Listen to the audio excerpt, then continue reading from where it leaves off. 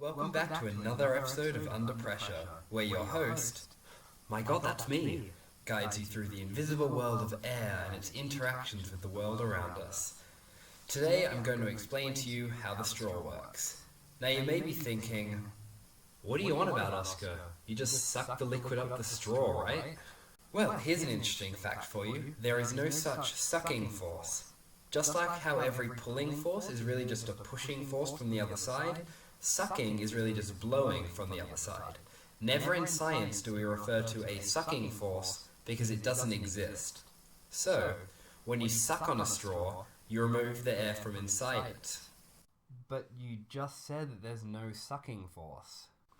Yes, I did, and well done for picking up on that. So what you're actually doing is creating a seal on the top of the straw and breathing in.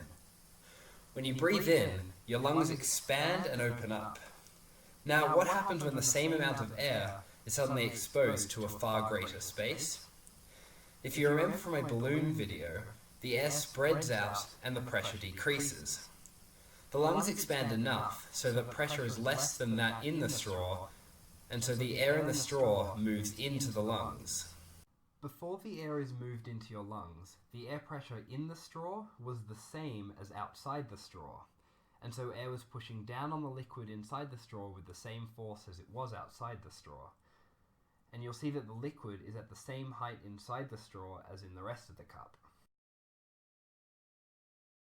But once air moves from the straw to your lungs, the force pushing against the liquid reduces inside the straw, and the liquid rushes up the straw into your mouth, because air is always pushing down on the liquid outside the straw, but there is no force counteracting that inside the straw anymore. This is actually how a basic barometer works. Barometers measure air pressure, and so a similar setup with mercury and a column is set up. A higher pressure forces mercury higher up the column, while a lower air pressure causes a smaller amount of mercury in the column. In fact, one way, not the most common, but one of the ways, air pressure is measured is in millimeters of mercury being forced up the column. And there you have it. Air pressure pushes on liquids and that forces them up a straw. I'll be back in 2 days for my final video, and please comment or email me with any questions. Cheers.